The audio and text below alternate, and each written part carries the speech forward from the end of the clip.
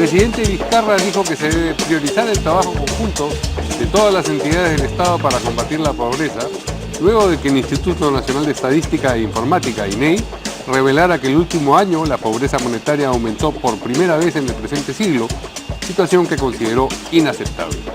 Según la encuesta nacional de hogares realizada por el INEI, hay 375.000 nuevos pobres a nivel nacional. La Comisión de Fiscalización citó para mañana miércoles al ministro de la Producción, Daniel Córdoba, quien ofreció a una federación de pescadores artesanales la salida de su entonces viceministro de Pesca y Acuicultura, Héctor Soldi, a cambio de que depusieran la huelga que tenían anunciada. Soldi, por su parte, señaló en una carta que Córdoba tuvo la desfachatez de utilizar su nombre en una reunión privada en la que pidió que no ingresara para negociar con los pescadores. Según ha trascendido, el ministro no acudirá a la cita y asistirá en cambio a la sesión del Consejo de Ministros.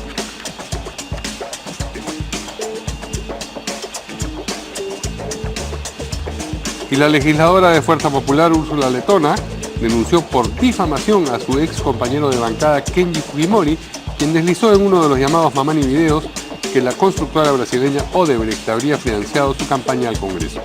Letona solicita una reparación civil de 3 millones de soles. Entre tanto, el parlamentario César Segura presentará mañana su informe sobre los congresistas Kenji Fujimori, Guillermo Bocángel y Bienvenido Ramírez a propósito de la presunta negociación de votos para evitar la vacancia del ahora expresidente Kuczynski, registrada en los mencionados videos. Mientras que el presidente del Poder Judicial sostuvo que la sentencia por el caso Tarata podría darse en 3 meses, la OCMA inició una investigación preliminar a los magistrados del colegiado A de la Sala Penal Nacional que resolvieron excarcelar a los terroristas Osman Morote Barrio Nuevo y Margot Liendo Gil, integrantes de la cúpula de Sendero Luminoso.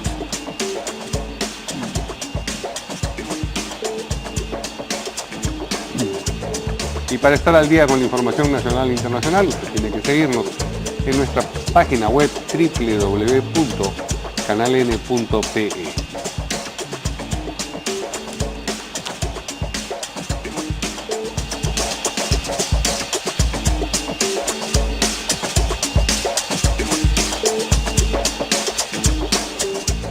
Amigos, ¿cómo están? Buenas noches, bienvenidos a En Portada.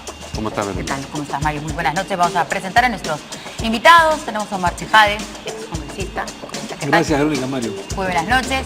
Y a César Campos, analista político. Colega, ¿qué tal? ¿Cómo están, caballeros? ¿Qué tal?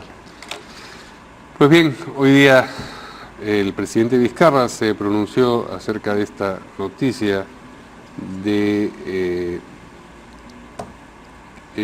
provista por el Instituto Nacional de Estadística e Informática, que ha revelado que el último año, 2017, la pobreza monetaria aumentó por primera vez en el presente milenio, han dicho ellos, pero claro, 18 años de un milenio no es una muestra muy representativa, habría que decir el presente siglo. 18 años sí es una muestra importante de un siglo. Es la primera vez en estos 18 años del 2000 en adelante que la pobreza monetaria aumenta. Ha aumentado un punto, pero claro, hasta ahora venía descendiendo. Él ha dicho que esa situación es inaceptable y que se debe priorizar el trabajo conjunto de todas las entidades del Estado para combatir la pobreza. Vamos a escuchar al presidente. Hoy día hemos visto, por ejemplo, una información que nos da el INEI, que la pobreza el último año ha aumentado. O sea, eso es inaceptable. Tenemos que trabajar con mucho esfuerzo para lograr nuevamente revertir. Hemos tenido una curva de descenso de la pobreza y el año pasado subió un poquito. Tenemos que volver a bajar y poner en una pendiente decreciente la curva de la pobreza, y para eso necesitamos el esfuerzo de todos. O sea, con esos datos ya no tenemos espacio ni tiempo para confrontación. Contra la pobreza, ¿cómo no podemos? Debemos estar unidos todos los peruanos. Ese dato es una muestra y una llamada de atención para decir: únanse peruanos, únanse autoridades para combatir la pobreza, porque no podemos permitir de que de un año a otro haya más.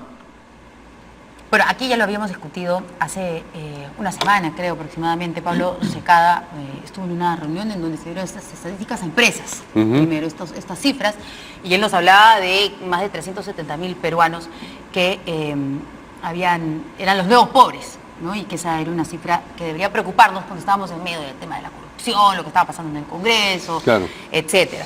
Bueno, a ver, ¿qué dicen acá nuestros invitados? Porque han salido de todos, ¿no? Economistas, de decir qué es lo que se tiene que hacer, exministra del MIS, hablar que se han descuidado los programas sociales. ¿Qué dice el señor Omar Chejade? Porque se le ha echado mucho la culpa al gobierno de Ollanta también. Si eso es cierto, Verónica, Mario, César, quiere decir que el Ministerio de Economía y Finanzas nos ha mentido permanentemente, porque en los últimos años, y no solamente en el gobierno de Humala, sino también en otros gobiernos, se ha señalado permanentemente de que se ha eliminado los límites de la pobreza a cifras extraordinarias. Incluso se dijo en algún momento, no tengo por qué desconfiar, por ejemplo, el expresidente García, de que la pobreza había bajado en su gobierno 15 o 20 puntos porcentuales, es decir, de 40, en el que lo tomó él, o 38, a 18, a 20 aproximadamente, y que la idea era que hacia el bicentenario se llegara a un dígito. Y esa es la idea que nosotros, cuando Ollanta Humala asumió la presidencia de la República, estábamos de alguna manera abocados a colaborar con el Ministerio de Economía y Finanzas para que la pobreza, tanto la extrema pobreza como la pobreza intermedia, siga decreciendo hasta llegar a un dígito, por lo menos a 10-12 puntos porcentuales.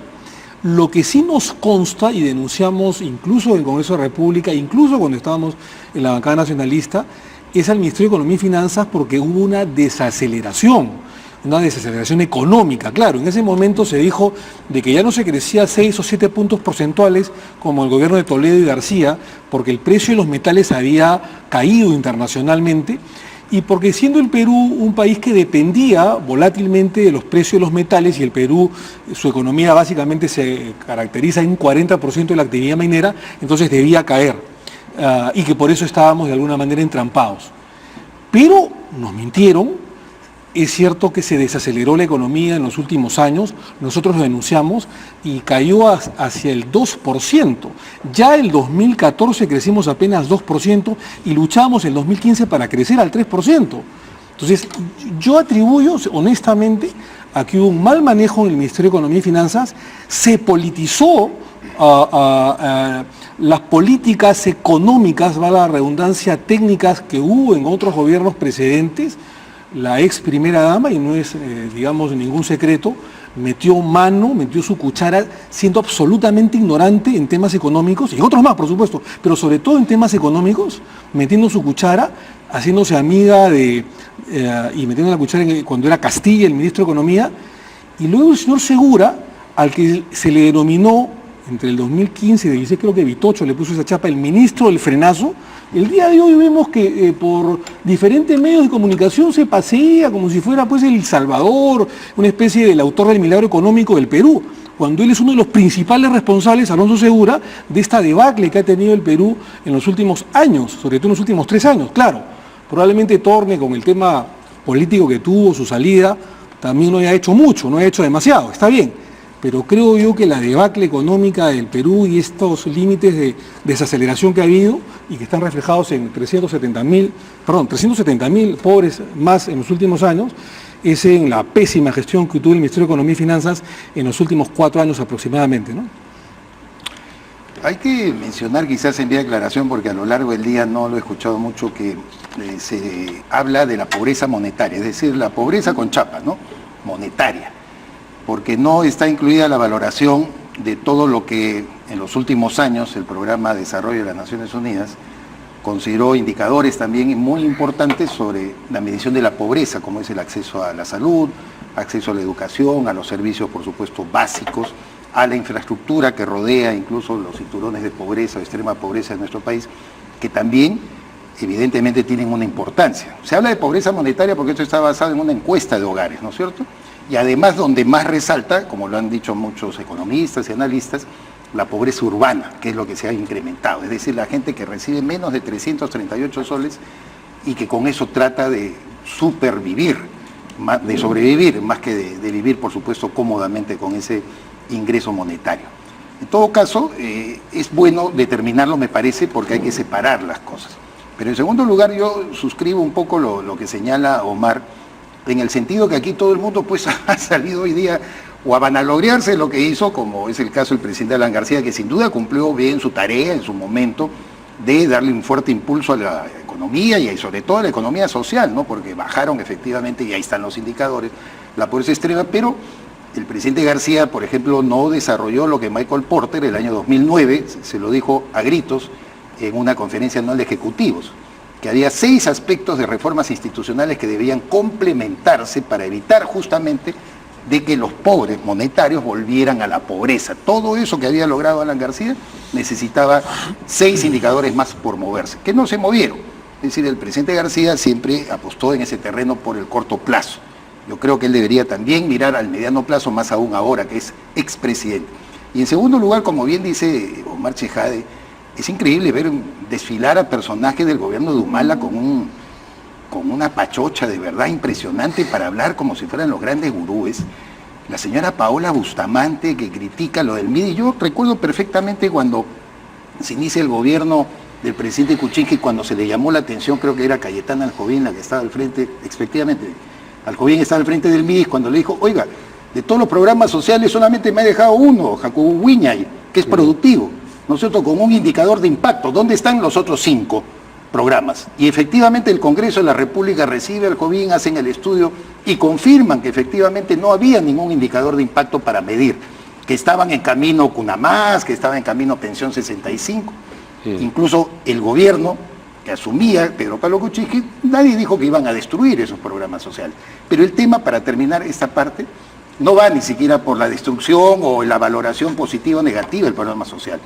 El problema sigue siendo cómo le permitimos a la gente acceder al mercado, cómo le damos oportunidad de trabajo, cómo creamos condiciones, como lo ha dicho Diego Macera, de élite, de un trabajo de calidad. Eso es lo que creo que determina efectivamente que la gente no vuelva a la pobreza. Pedro Pablo Kuczynski en su discurso del 28 de julio dijo, yo voy a luchar no solo por reducir la extrema pobreza, sino para que la gente no vuelva a la pobreza. Y ya volvió, por culpa del señor Alonso Segura. A mí me queda absolutamente claro que él es el osito panda, parece, de algún sector, no sé, de la prensa o seguidores que lo tratan, ¿no es cierto?, casi como una persona que no tiene... Pero en efecto yo creo que hay mucha responsabilidad también. Pero a propósito del MIDIS, en primer lugar, la labor del MIDIS no es reducir la pobreza, es combatir los efectos de la pobreza. De manera que lo que reclaman quienes han sido titulares de ese ministerio no tiene que ver con las dimensiones de la pobreza.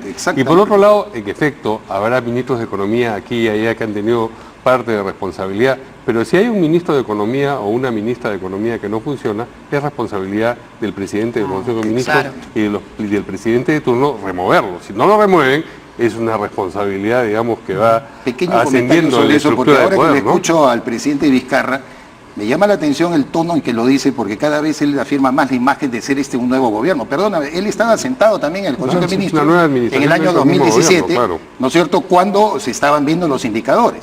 Es decir, tampoco que se llame a sorpresa el presidente Vizcarra.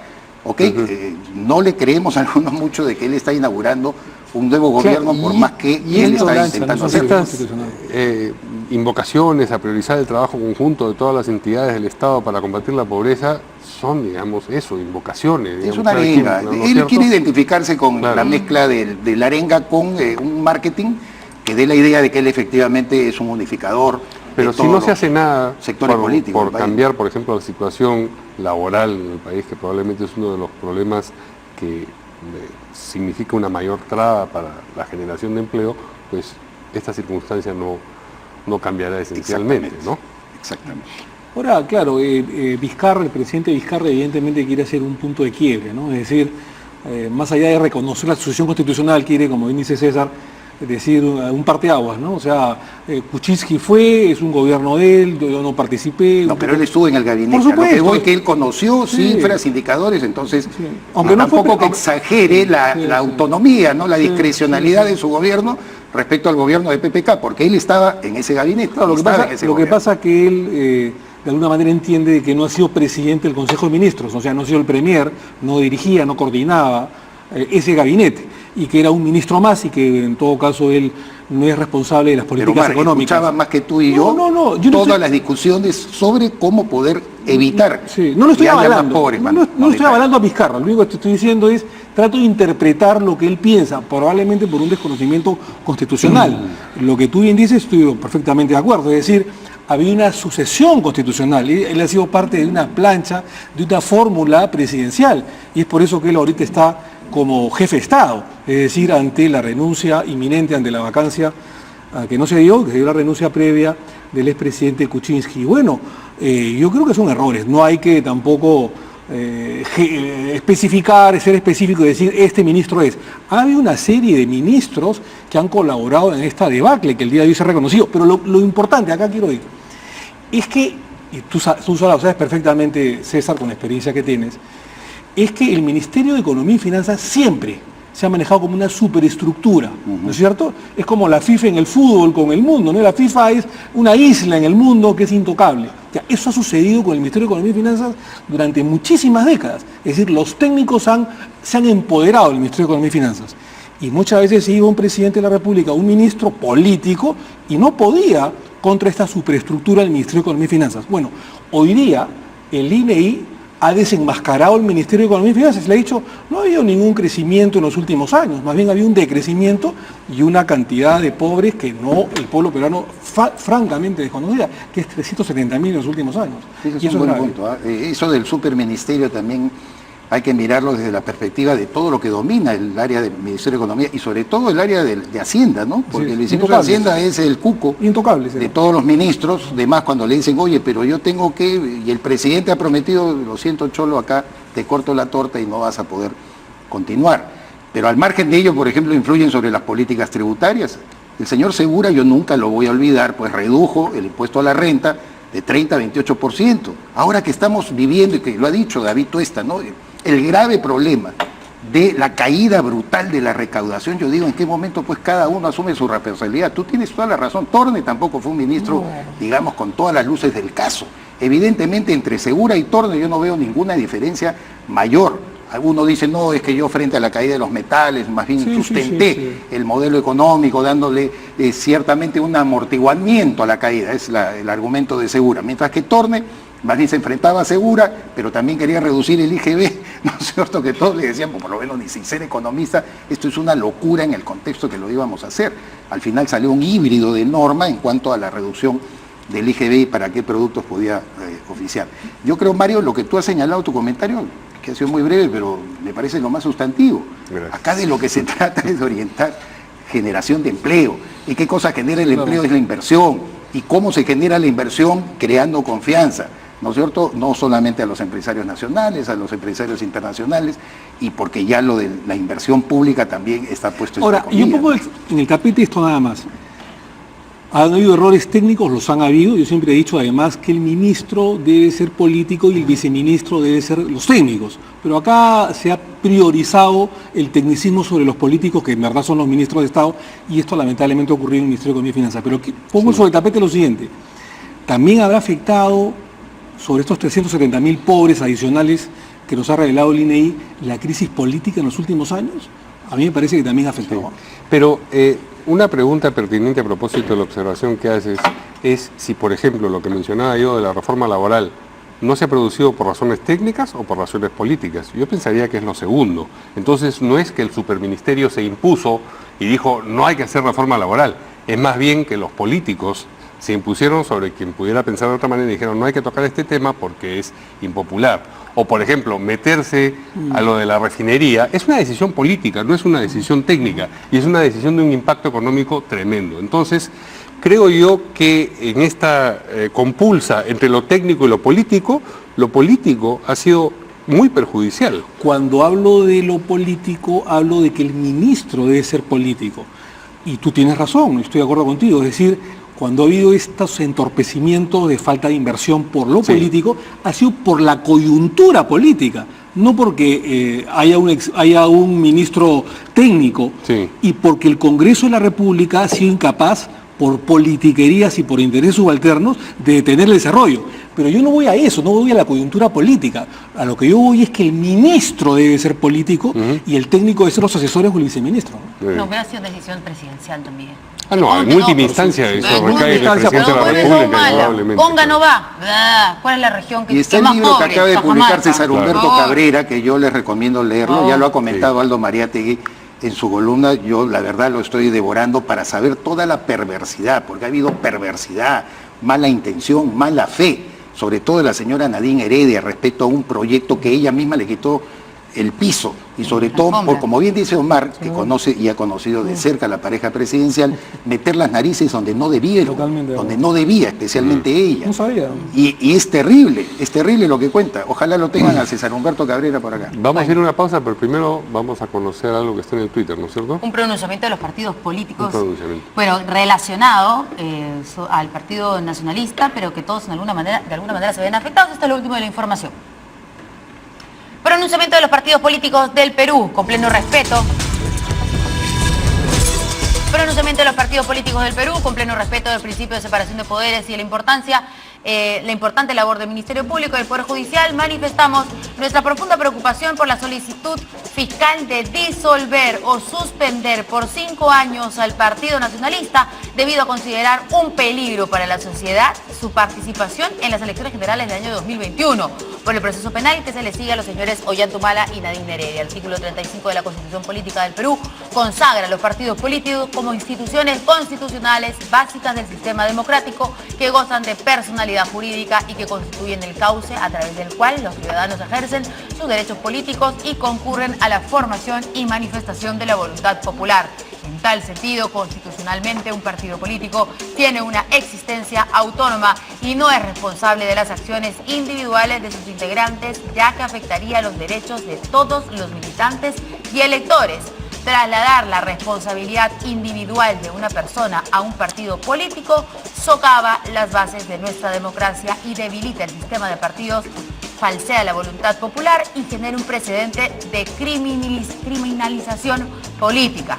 Por lo expuesto, exhortamos al Ministerio Público y al Poder Judicial a ejercer sus funciones con pleno respeto del artículo 35 de la Constitución Política del Perú, que consagra los principios de tutela y fortalecimiento especial de los partidos políticos y de su autonomía como instituciones básicas de las que depende la gobernabilidad en el sistema representativo y que encuentran en la soberanía popular a su fuente de existencia y poder. Firman secretario general de Acción Popular, presidente de Peruanos por el Cambio, secretario de la organización Alianza para el Progreso, secretario general de Solidaridad Nacional, secretario general de Vamos Perú, secretario general de Fuerza Popular, secretario general del Partido Aprista Peruano. El pronunciamiento entonces de los partidos políticos sobre esta solicitud del Ministerio Público relacionado al Partido Nacionalista. Bien, vamos a una pausa y regresamos con la citación que ha hecho la comisión de fiscalización al ministro de la Producción, Daniel Córdoba, para mañana.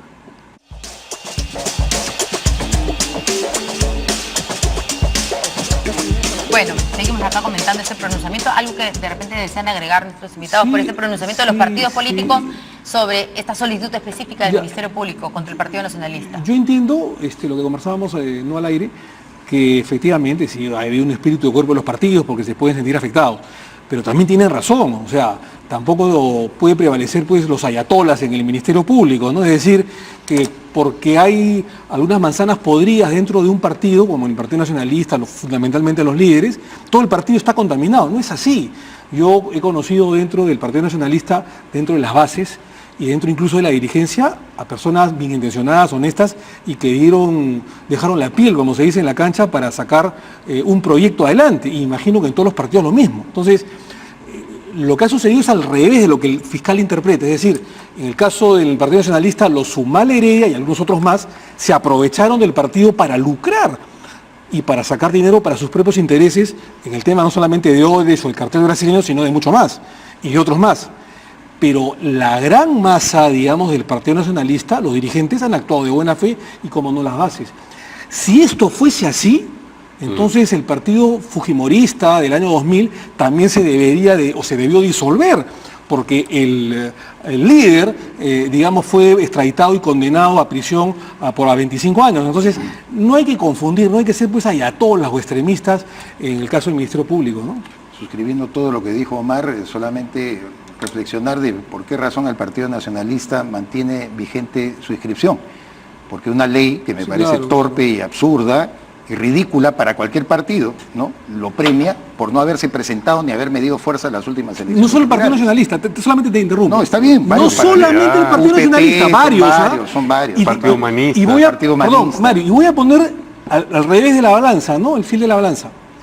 Pero sin embargo, a los valientes, a los hidalgos, los castiga Así es. ante los Flores Arauz, Así es. sabiendo que probablemente no iba a sacar ni 1 ni 2% y que iba a ser eliminado y sobreseído su candidatura y su partido fundamentalmente, Se iba la a perder jugó. su inscripción. Así Se la jugó hasta el final Claro. y perdió como los valientes y fue hasta el día domingo 10 de abril y perdió su candidatura. Pero los cobardes que sabían de que iban a perder su candidatura si seguían en LIT, se retiran una semana antes, 15 días antes, estafando incluso a sus propios candidatos que invirtieron, Por eso. y ellos son premiados porque siguen con la inscripción. No, y El mundo al finalmente, revés. estando de acuerdo que es una arbitrariedad del Ministerio Público, recordar la payasada del Partido Nacionalista de lanzar a Milton Bonquese, o de la señora Nadine Heredia, tiene razón Omar, no hay que echarle la culpa a todos los nacionalistas, y retirarlo, ¿no? Y después al señor Daniel Urresti, y la señora Susana Villarán, que ya estaba casi en la lista también, todo eso hay que recordarlo, Los congresistas. ¿no? Y los congresistas. También. El señor Otárola diciendo, están yendo las ratas tontas, decía, ¿no? Sí. Por tautología uno tenía que pensar que las ratas vivas estaban La quedando, vivaza. ¿no? Estas ratas son tontas porque abandonan el barco, dijo, ¿no? Entonces yo tautológicamente pienso Claro. que las ratas vivas se quedaban pues Así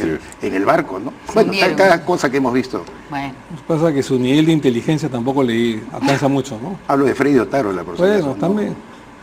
Bien, vamos No de al Alberto. siguiente. luego de estos halagos, vamos con el siguiente tema, y es la citación que tiene el ministro Daniel Córdoba, ministro de la Producción. Creo que ayer estuvimos aquí comentando sobre este audio que difundió Panorama, y se escuchaba al ministro ofrecer a una federación de pescadores artesanales la salida del señor Héctor Soldi, viceministro, a cambio de que pusieran la huelga que ellos estaban anunciando. El señor Soldi, por supuesto, ha salido indignado a través de cartas y bueno, también ha dado declaraciones y que tuvo la desfachatez de utilizar su nombre, dice, en una reunión privada. Bueno, tenemos unas claquetas con las declaraciones del ministro Córdoba y del ex viceministro Soldi. Vamos a leerlas. Acá estoy haciendo algo, decía en el video, ¿no es cierto?, sí. que se difundió. Acá estoy haciendo algo que de repente no es muy correcto, pero lo voy a hacer. Y el tema es el siguiente. Ustedes me solicitan cambio de viceministro. Eso es lo que yo les doy. Con eso levantan la medida de fuerza y me dan 30 días. Esa fue la oferta del ministro de la Producción.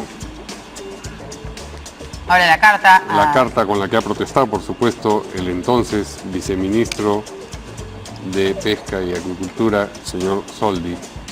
Ahí está fechada el día de ayer. Carta abierta a los medios de comunicación y dice, bueno, entre los múltiples puntos que contiene, en esta oportunidad el señor Córdoba menciona que luego de la reunión con los pescadores, el suscrito presentó su carta de renuncia irrevocable debido a que, comillas, tenía un asesor que fue destituido al día siguiente que confesó que le había ido a decir lo ocurrido en la reunión. Esta aseveración es totalmente falsa. Lo cierto es que mi asesor, al escuchar incrédulo la propuesta del ministro de la reunión, me informó lo ocurrido y presentó su carta de renuncia irrevocable con palabras muy duras hacia el ministro.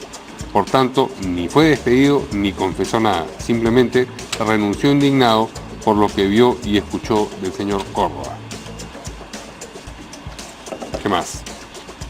En el 12º punto dice, pero en esta entrevista, en la entrevista que, digamos, hicieron en Panamericana y donde lo confrontaron con este video al ministro, dijo algo más grave, aún para mí, relacionado con mi condición de oficial en retiro de la Marina de Guerra del Perú. El señor Soldi es efectivamente oficial en retiro de la Marina. Dice el señor Córdoba, comillas, yo tengo un trabajo excelente con la Marina y creo que el señor Soldi no representa evidentemente a la Marina. Cierra comillas. No sé quién es el señor Córdoba para afirmar esa frase ofensiva a mi honor como marino. Lo reto a que se dirija a las altas autoridades de la Marina y les pida mi hoja de servicio y su opinión sobre mi persona antes de ir difamando gratuitamente mi nombre y de paso el de la Marina de Guerra del Perú. Bueno, hay múltiples problemas acá, pero el principal es un ministro de Estado ofreciéndole a una federación como moneda de cambio la salida de un viceministro a cambio de que pongan una huelga. No sé si eso les parece a ustedes que es lo... Hay un episodio bíblico muy conocido, ¿no? Judith ofreciendo la cabeza de Holofernes, ¿no? ¿Te acuerdas? El rey asirio de la cual estaba prendado de esta bella judía y ella, aprovechando el enamoramiento, al final lo mete a su tienda y le termina cortando la cabeza. A mí me ha significado un recuerdo de esta naturaleza, la forma tan abierta... Para no hablar de Salomé. De Salomé también. Claro. Sí, claro. Y varios episodios de decapitación que ha habido y que la Biblia lo recoge. En realidad es una precipitación del ministro Córdoba, hay que decirlo con todas sus letras. Hoy el diario El Comercio ha puesto un editorial que me parece muy, muy puntual y preciso. Si el ministro Córdoba reconocía y estaba admitiendo en su diálogo con los pescadores artesanales que estaba probablemente cometiendo un exceso, ¿para qué lo cometió? Primera precipitación, pero la segunda es lo que quizás es lo peor, tratar de desacreditar a un miembro de la Marina de Guerra del Perú como Héctor Soldi, que ha sido jefe de IMARPE, que según tengo entendido no es amigo personal ni lo conozco, yo soy más bien, lo conozco más a Daniel Córdoba. Sin embargo, creo que es una segunda precipitación que no habla muy bien de su tranquilidad emocional, del ministro me refiero, ¿no? Hablar de Soldi en esos términos, involucrando incluso a un arma, es escalar el tema a situaciones mayores, que creo que si esto no sé la forma como se va a detener, le va a traer bastantes complicaciones en su desempeño al ministro Daniel Córdoba. Hay que decirlo con toda claridad, sinceridad, honestidad y sin ánimo de malquistarlo a él, porque creo que él mismo se ha malquistado con la opinión pública y con la razón, con el sentido común. Yo nunca le hubiera aconsejado de que se aferrara a esa frase. Si yo ya la dije, me grabaron subrepticiamente, bueno, te toca arrepentirte, ¿no? Eso también discute señor Soldi en su carta, dice que la grabación no es subrepticia. No, por supuesto. Es con cámara fija y ordenada y que digamos, claro, presentar eso como una grabación furtiva. Claro, esto no es mamá, es parte del falseo. Este no es mamá ni con su reloj grabando. O sea, esto es una cámara absolutamente fija. En fin, es un episodio muy molestoso, de verdad, muy, muy triste y para un ministro que recién se inicia en la cartera. Yo siempre creo que la tranquilidad y sobre todo el equilibrio emocional a veces puede estar divorciado de la inteligencia. Daniel Córdoba sin duda es un hombre inteligente en acumular información, en ser un gestor incluso en el sector privado. Hay actividades que probablemente le merezcan un aplauso tremendo. Pero ponen en entredicho su permanencia en el gabinete. La gestión pública, yo creo que en algún momento va a tener que pronunciarse con bastante solvencia el presidente del Consejo de Ministros sobre el caso de Daniel Córdoba. Has empezado hablando, diciendo, no sé cómo tenga que solucionarse esto, ¿no? Sí, o sea, ¿qué tiene que hacer? Porque ya hay trascendidos que él no se va a presentar en la comisión de fiscalización, que va a estar en el Consejo de Ministros. Entonces, ¿qué es lo que se tiene que hacer? El tema escalado, pues el tema escalado por su propio... El pez por la boca muere, pero el Ejecutivo no ha dicho nada. Y el Ejecutivo no dice nada y quizás se lo vayan a tener que enrostrar al Premier Villanueva y el Premier Villanueva va a tener que hablar y va a tener que decir algo o pedirle la renuncia o arreglar de alguna manera por las buenas la relación, no sé, del señor Córdoba con la Marina de Guerra, básicamente, que me parece lo más impactante. Ponerse a apañar antes de presentarse ante el Congreso ya sí, pues, es un mal falta todavía el 2 de mayo próximo, ¿no? Así es. Concuerdo plenamente con César, ¿no? Yo creo que al ministro Córdoba le ha ganado la famosa sensualidad del poder, ¿no? Es decir, cuando muchas veces no hay una preparación, no hay un talante, digamos, de cuadros partidarios y de pronto llegas a tener un poder, digamos, excesivo, no tan excesivo, pero de todas maneras llegas al gobierno, a veces te la crees, ¿no? Y lamentablemente eso es lo que le ha sucedido al ministro Córdoba, le ha ganado la sensualidad del poder.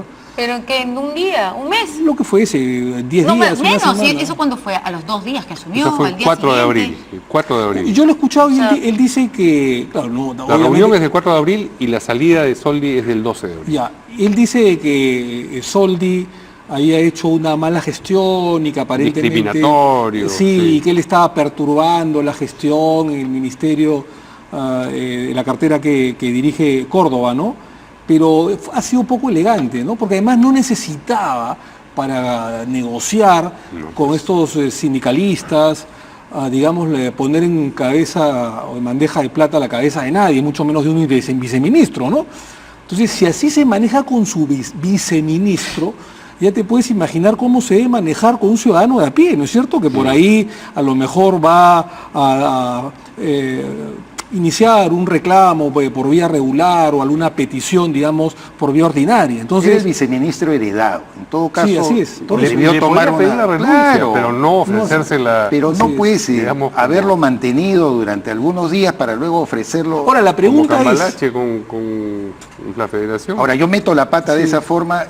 Nada dignifica, creo yo, más ahora a un hombre público, a un personaje que sea congresista, Pide ministro, disculpas, ¿no? que pedir disculpas Así y es. reconocer los errores, Así Mario, es. Verónica. Yo creo que hace falta un poco de humildad. Eso de querer justificar todo, ya cuando estás grabado, estás ampallado, estás contra la pared, no, es que mi abuelita, que no, que el señor Soldi, peor todavía. Yo no creo que el señor Soldi, o sea, yo tengo, como me imagino Daniel también lo tiene, Córdoba, muchos amigos marinos. Y la identidad que tienen en este momento con Soldi es muy sólida, ¿no? Solidaridad con Soldi es muy fuerte. Ahora, lo que Entonces yo yo creo que pregunto- no ha medido absolutamente, ha sobrevalorado su capacidad y hasta su simpatía, Daniel Córdoba, frente a lo que Soldi podía representar. Ahora, yo me pregunto, ¿él estaba enterado que lo estaban filmando? Porque yo antes de eso pensé que era Es una lo que especie de Soldi mamanivideo. Lo que pero no es un Soldi mamanivideo. dice es que es una filmación deliberada y, digamos, consciente. Si es así, Cámara fija y... me vas a disculpar, César, pero el tipo es poco inteligente, por no decir torpe, ¿no? Porque si sabes además que te están filmando, hacer gala a esa prepotencia, lo que llamamos sensualidad del poder de manera elegante, me parece un acto de torpeza. Y encima, como tú bien dices, no pide disculpas porque, digamos, yo creo que el problema se pudo zanjar de alguna manera, Claro. pidiendo perdón, pidiendo disculpas al honor del señor Soldi, ¿no? Carlos No lo ha Basombrío hecho. se disculpó en el Congreso por todo lo que había dicho Sí. sobre el fujimorismo cuando Lourdes Alcorta, ¿no es cierto?, le reclamó. El día que se Sí. presentaba el gabinete, Carlos Basombrío nunca tuvo ningún problema en decir fueron excesos Así es. Sí. del calor de la campaña y Zanjado pido el tiempo. disculpas. ¿Qué cuesta pedir Pero ha una disculpa? seguido, digamos, blindando sus propias declaraciones. En el punto octavo del documento que presenta Soldi dice, en otro momento en la entrevista menciona el ministro Córdoba, lo que me parece grave es que un ministro de Estado esté grabado por un viceministro en funciones, pero no estoy seguro de esto. Dice Soldi, lo realmente grave es que el señor Córdoba acuse formalmente a su viceministro de realizar una grabación que él mismo ordenó hacer y a la cual nunca tuve acceso hasta verla públicamente expuesta en el programa Panorama. Antes de hacer una grave acusación públicamente debería estar seguro de lo que dice, etcétera, etcétera. No, la cámara es frontal. Así es. Sí, claro. O sea, cualquiera Es que frontal. ve no es una cámara escondida, la cámara es frontal, No la es cueca, cámara no está abajo, es arriba. frontal. No hay o sea, manera de es- que no la viera. No, sí, eso es claro. imposible, o sea, no tiene ningún sentido. Vamos Bueno. a una pausa Vamos a una pausa. y regresamos con el siguiente tema.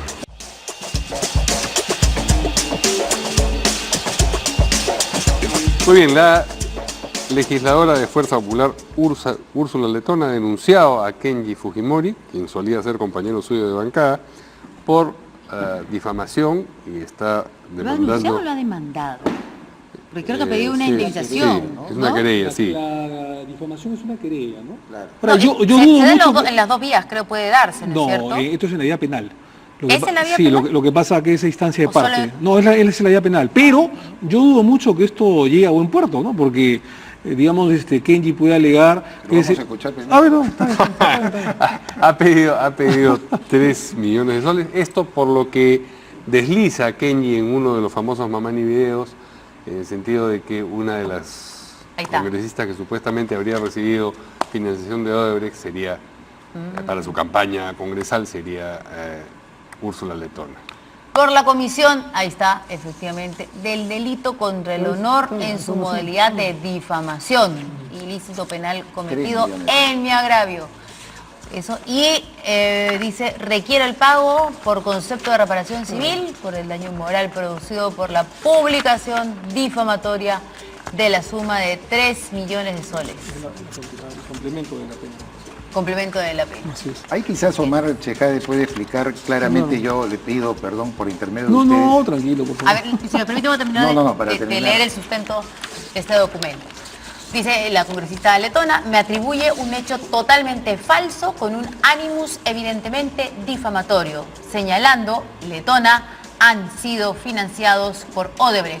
¿No dicen que ha habido congresistas que han recibido plata de Odebrecht? Kenji Fujimori, además hay que recordar que ante la fiscalía él dijo, pues hizo una pregunta, era lo que todo el mundo decía en los medios de comunicación. Yo no estaba haciendo ninguna afirmación. Ya está adelantando su defensa. Mi interrogante va por el hecho de que esta es una conversación de carácter privado, reducida, en un círculo supuestamente de amigos, que luego se hace pública cuando se evidencia, ¿no es cierto?, el audio y el video. Entonces la pregunta, Omar, es por qué razón esto se constituye en una imputación de difamación que hace la congresista letona hacia Kenji Fujimori, porque es probable que yo en una conversación privada, que no sé, que nos estamos grabando con Mario, de repente podemos decir cualquier cosa, ¿no? Tonterías incluso, es verdad que a veces uno puede hablar de tonterías. César, esto no va a proceder, digamos, ¿no? Yo creo que es más que nada un gesto político de Úrsula Letona para lavar su imagen. Digamos, las querellas son penales, tiene una sanción punitiva que va hasta la prisión, puede ir hasta los 4 años de pena privativa y libertad, dependiendo del medio que utilices, el agravamiento de la difamación, y anexo, adjunto a la pena privativa y libertad, hay una reparación civil, es verdad, y eso es lo que ha pedido Úrsula Letona. Sin embargo, a mí me parece que esto no va a proceder por varias razones. Una, por la que dice César, es decir, hace una conversación privada en la que se ha de alguna manera incautado, decomisado o publicado un chuponeo, un audio sin el permiso, sin el consentimiento de la persona que se ha realizado la conversación. Eso en primer lugar. Y en segundo lugar, digamos, Kenji Fujimori puede alegar que él ha investigado. Kenji Fujimori está disparando, digamos, a diestra y siniestra sin ningún tipo de pruebas, aparentemente. Y en eso sí le doy la razón a Úrsula Letona.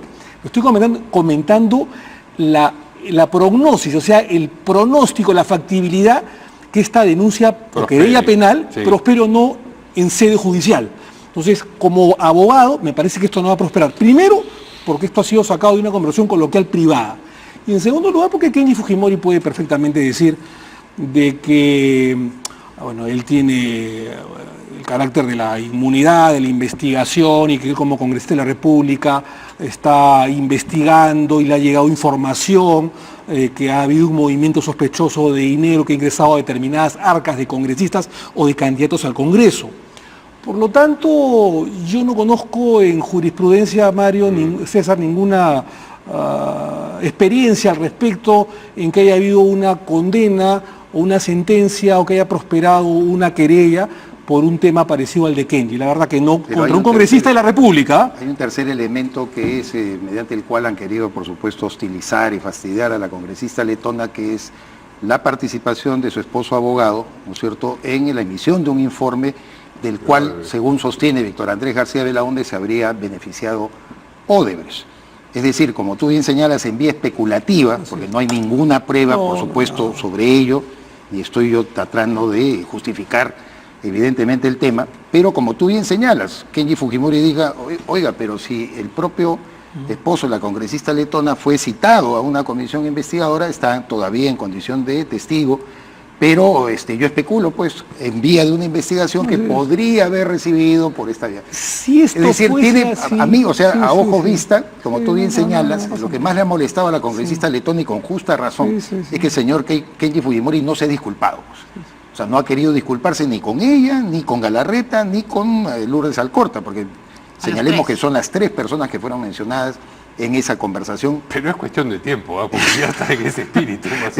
Bueno, pero como no se ha disculpado, como bien dice Omar, es un gesto básicamente político. Yo no creo que prospere efectivamente en sede judicial, sin que no tenga razones, obviamente morales, la congresista letona, por supuesto, de exigirle al señor Kenji Fujimori que se rectifique, dado que esa conversación privada se dio a conocer al César, yo he al sido público. parlamentario 5 años, y si esto fuese así, si esto prosperaría comúnmente, creo que la mitad del Congreso estaría presa, o detenidos, o encarcelados, o condenados, porque yo he escuchado dentro de los debates parlamentarios, no solamente, esto ha sido una incautación de un video, ¿no es cierto?, por parte de Mamani, pero públicamente, en debates oficiales, una serie de barbaridades que un parlamentario le atribuía a otro sin ningún tipo de prueba. Claro. O sea, yo estoy de acuerdo con Úrsula Letona porque han manchado, al igual que el resto de parlamentarios, su honor, y Kenji desata artillería pesada sin ningún tipo de prueba. Estoy de acuerdo. Y es un gesto político, más que legal, de Úrsula Letona al decir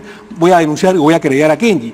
Pero ya como abogado, poniéndome la toga de abogado, esto no va a prosperar, pues, ¿no? Evidentemente, por la razón sencilla de que, uno, esto es una conversación coloquial sacada de contexto, y dos, privada además, y dos, que Kenji puede arguir fácilmente de que él, en base a sus funciones parlamentarias de investigación, de fiscalización, ha soltado este elemento, digamos, esta imputación, y que además ningún parlamentario va detenido ni procesado por imputarle a otro o por decirle San Macanuto en un debate. En un debate ¿no? parlamentario por lo menos queda el recurso del retiro, ¿no? Sí, claro. El Pero ese es presidente público. del Congreso Sí, claro. invoca que cualquier barbaridad que ustedes, los congresistas, hayan mencionado, se pueda retirar, por lo menos queda, ¿no es cierto?, esa posibilidad abierta. Pero a veces no se retira y no ha pasado nada tampoco, ¿ah? O sea, esa es la verdad. no, a mí me gustaba la frase de un parlamentario que decía, Sí. retiro lo dicho, Pero pero queda sigo la- pensando lo mismo. Sí, buenísimo. Entonces está bien que se quite la inmunidad parlamentaria. A ver si se aguantan un poco y se amarran la lengua. ¿O no? La inmunidad parlamentaria... Porque no ha mencionado usted, ¿no es cierto? Ya, a ver. Aparados un poco Sí, la inmunidad sí, parlamentaria, sí. yo también puedo decir lo que sea. Ahora, te voy a decir una ¿O cosa. no? Yo fui uno de los pocos con Javier Descanseco que cuando, además fue una promesa de nosotros, incluyendo la de Humala, presentamos el proyecto de ley de la eliminación de la inmunidad parlamentaria. Pero fue como un congresista joven en ese momento, a lo mejor impetuoso, el 2011, que presentamos ese proyecto de ley, porque se venía con toda esta carga de todo lo que había sucedido con Otorongos en tiempos pasados. ¿Y de Ya cuajado en el Parlamento, ya teniendo el conocimiento per se, uno dice, se debe quitar la inmunidad parlamentaria, creo que parcialmente, no en su totalidad. ¿Por qué? Porque terminarían todos en la cárcel. Porque el ¿no? congresista de la República investiga. ¿Y qué pasa si mañana más tarde en un procedimiento de investigación el investigado denuncia por taponear la investigación, un funcionario público, denuncia al parlamentario para taponear la investigación, denuncia al congresista, Claro. al no tener inmunidad parlamentaria? Totalmente. Entonces, la fiscalización o la investigación se cae. Por eso digo, yo creo que debe suceder, y lo he estudiado bastante bien, lo que acontece en los Estados Unidos. Es decir, que hay una eliminación de la inmunidad parlamentaria parcial. Es decir, que no se puede eliminar cuando el parlamentario está investigando la inmunidad del congresista.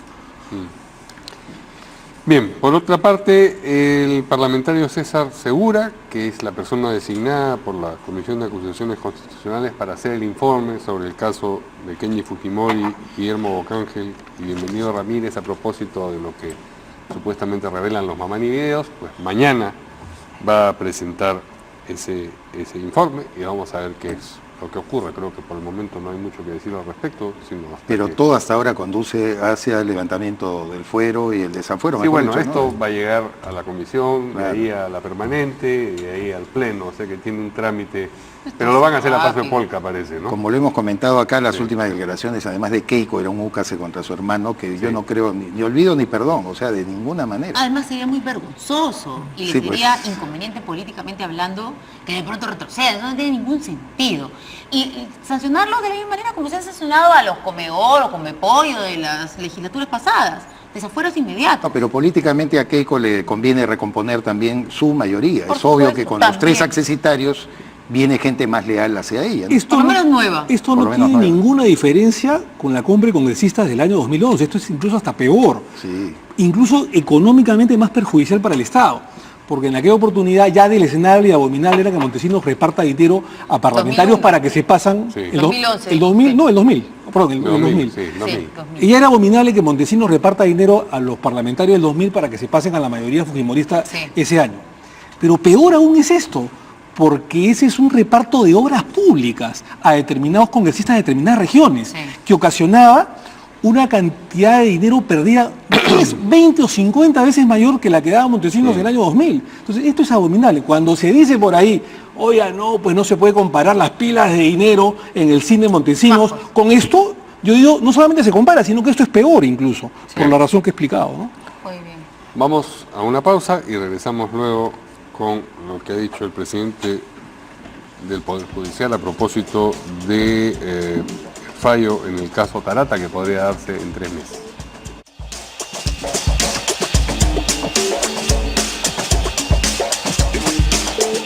A ver, entonces aquí adelantó Mario que el presidente del Poder Judicial ha salido de alguna manera a explicar, ¿no es cierto?, lo que ya los magistrados de la Sala Penal Nacional informaron a la opinión pública sobre este arresto domiciliario de Osman Morote y Margot Liendo. Los magistrados informaron que ya está en la etapa final lo de Tarata y que este arresto domiciliario, bueno, ha sido lo único que pueden hacer porque ya ellos tendrían que más bien haber estado en la calle, libres absolutamente, mientras dure el proceso por el exceso de prisión preventiva. Y además, el presidente del Poder Judicial ha dicho efectivamente que están ya en la etapa final. Pero a mí lo que más me ha sorprendido, no sé, a ver qué dice acá el doctor Chejade, es que la OCMA ha iniciado una investigación a los magistrados del Colegio A de esta Sala Penal Nacional por el arresto domiciliario a estos dos terroristas.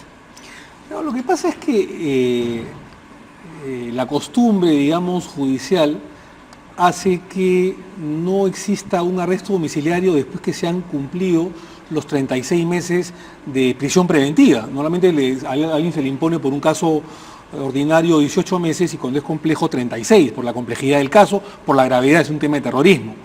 Por lo tanto, sí pues resulta extraño que el colegiado, luego de liberarlos, haya dictado una medida de prisión preventiva cuando lo normal era que sea una comparecencia hasta que haya sentencia. El gran problema de todo esto, Mario, Verónica, César, es la demora del Poder Judicial en resolver y sentenciar. Porque si hubiesen sentenciado el caso Tarata, yo estoy absolutamente convencido que no se hubiese dado esta protesta legítima de la ciudadanía, porque ya estuvieran condenados a muchos años de prisión, Morote y esta tira de sinvergüenzas criminales que han salido libres. El gran problema ha sido la demora de la sentencia. Entonces, para subsanar esta demora, ¿qué cosa es lo que ha hecho el Poder Judicial?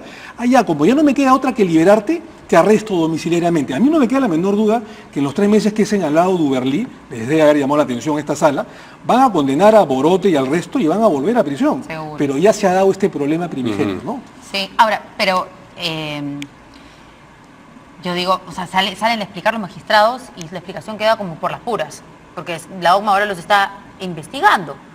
Entonces, eso es lo que a mí me llama la atención. O sea, no hay una sola línea, digamos, ¿no? Y claro, lo que piensa después la población es, claro, porque han hecho mal, porque están liberando, más bien, es lo que la población entiende, es como que están liberando terroristas. Entonces seguimos pensando que ahí hay algo sucio, oculto, por ¿no? lo que no nos guste les correspondió la liberación. Por eso. Lo que pasa es que la gente, yo entiendo a la gente, entiendo a la población, yo me pongo la toga de político y digo, pues, estos criminales han matado tanta gente, ¿cómo van a salir libres, no es cierto? Sí. Ya, pero procesalmente ellos han cumplido la pena de 25 años, la del año 88, no la de Tarata, sino por otros crímenes. Entonces, lo que ha correspondido es acelerar el procedimiento hasta que haya una sentencia por caso Tarata y que sigan condenados y que no salgan de prisión. Pero como en el segundo caso ha demorado, lo que correspondía ya era liberarlos porque pasaron 36 meses. Claro. Mi arresto domiciliario. No, pero además ha habido un retraso también de la acusación que tenía que ser el Ministerio Público. Entonces ha habido un retraso en la acusación Fiscalía y en el después Poder del Poder Judicial. Pero para eso está el Poder Judicial y Por las el altas casos, instancias claro. para prever todo esto. No ha habido eso, ¿no? No, eso no pasa nunca, ni con los raqueteros ni con los terroristas. Acá, Cinti, estando en el medio de lo que tú comentaste la semana pasada que estábamos acá, Verónica, la incoherencia en todo caso de todo el sistema judicial, ¿no? Porque igual como en el tema de la pobreza monetaria, eso de soplarse las plumas, tirarse pues, los dardos, tú tienes la culpa porque no impugnaste, la fiscalía, el procurador. Es decir, por lo menos hay algo interesante que ha dicho hoy día Duberlí Rodríguez. Es necesario que haya una conjunción de pareceres entre todo el sistema, que incluye incluso, obviamente, el ministro de Justicia, que ha expresado, Salvador Eresi, también su observación. Es decir, que haya una reunión, un encuentro para ver qué cosas hace falta, legalmente hablando, para que esas cosas no se repitan. ¿Cuál es el camino a seguir? ¿En dónde tienen que ponerse de acuerdo? ¿Cómo acelerar los procesos judiciales? ¿Cómo acelerar la acción del Ministerio Público en la formulación de los expedientes acusatorios? En eso siempre le hemos dado la razón a Ollanta y a Nadine también. Es decir, no puede haber una demora sin formularse ninguna acusación. O sea, cualquier ciudadano merece el mínimo derecho, pero tiene que haber coherencia dentro del sistema y que la gente lo perciba, que todos apuntan hacia el mismo norte. Hoy día ha dicho eso Duberlí Rodríguez, diciendo por lo menos vamos a encontrar una salida por ese camino que creo que es lo más adecuado, ¿no? Muy mal el ministro de Justicia. Se ¿En fue por qué? la libre, porque le echaba la culpa al Poder Judicial. Bueno, pero todos han echado la culpa, Bueno, pues, el ministro todos, de Justicia, todos, el presidente de la todos. República también fue su primera patinada. Todos mal, no sabían qué responder. O sea, Gran bonetón, déjenos eso a siempre los periodistas, cada por problema favor, que se... Por eso porque no estoy... es presidente, ¿Qué pues. cosa estamos viendo hoy día con el tema de las estadísticas del INEI? ¿No es cierto? No, es que la culpa... Uno no Que hay quiere echar... miris. Pero claro, pues No te aquí lo que hace falta son políticas de Estado y coherencia dentro de todo. En mi humilde- Lo que pasa es que lo más probable es que si no dictaban arresto domiciliario para estos sinvergüenzas terroristas, estos se iban a ir, se iban a fugar. O sea, les tocaba Entonces, estar el en escándalo iba a ser libertad. muchísimo peor, pero les tocaba estar en libertad, es verdad. No, porque la gente dice, ¿por qué sale la señora Garrido Leca y sale Guatay? Porque ya les correspondió, ya cumplieron, la ya condena, purgaron sus claro. 25 años, entonces nos guste o no deben salir. Entonces, el tema es también legal. ¿Por qué las condenas no fueron mayores? ¿O por qué se violentó supuestamente el debido proceso y por qué se anularon después? Entonces, hay un tema legal que está de por medio que no se ha sabido manejar en su debida oportunidad y estos sinvergüenzas están En mi libres, ¿no? humilde parecer, desde el nuevo Código Procesal Penal, allá por el 2013, todo el sistema de justicia en nuestro país ha empezado a colapsar de a pocos, ¿no? Que se comenzó a ejecutar en diferentes regiones y ahora es de verdad el despelote total. Es que no hay Porque presupuesto, pues. no hay presupuesto, la fiscalía no se da abasto, hay carga procesal en la fiscalía, entonces están ahí como, ahí hay un nudo, un cuello de botella Y no hay y no llega el Poder capacitación Judicial, a los entonces es un magistrados, caos. Verónica, Es un que es lo caos. principal. No hay capacitación adecuada, sobre todo a la fiscalía, porque Claro. ahora en este sistema acusatorio el fiscal dirige la Exacto, investigación. ya, un caos, Es un verdad. caos. Pero bueno, más saben los abogados. Pero es un caos. Yo lo veo todos los días, Saben con los cómo- raqueteros. Más sabe Allah. Saben confundir. Muy bien, gracias a nuestros invitados. Gracias a ustedes. Nos Gracias. vemos mañana aquí en Portada. Buenas noches.